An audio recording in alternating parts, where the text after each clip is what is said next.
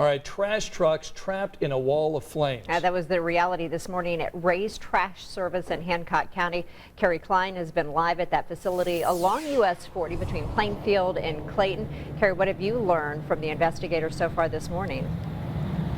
Yeah, good morning, Julia and Scott. Yeah, investigators are still trying to pick through the debris and figure out what started that fire. But take a look at what's left. You see that shed there, it says number 4 overhead.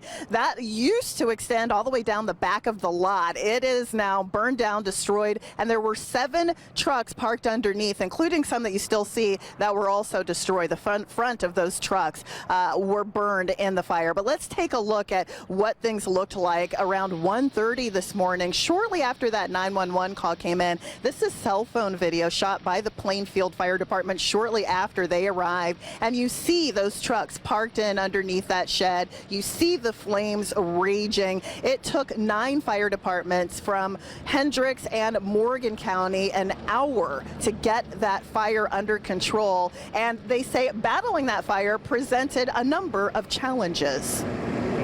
Truck storage here, difficulty getting to the fire, water supply is an issue, and just the general hazards of running a business like this.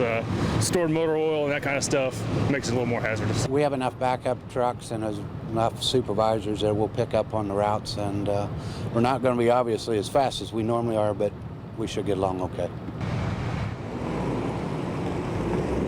And that Donnie Matthews, the second person spoke there, is the owner of Ray's Trash Service. He estimates that they have suffered about $500,000 in damage from the lost trucks and the lost structure that burned. But he says that customers should see very little disruption in their business. As a matter of fact, there are trucks that have been leaving all morning long, headed out to their routes. He said they may be a little bit slower than usual, like he said, but other than that, things will continue to move on as scheduled. The good news in all of this, no one was hurt. So we're going to continue to monitor this as investigators try and figure out what started all of this. Julia, Scott?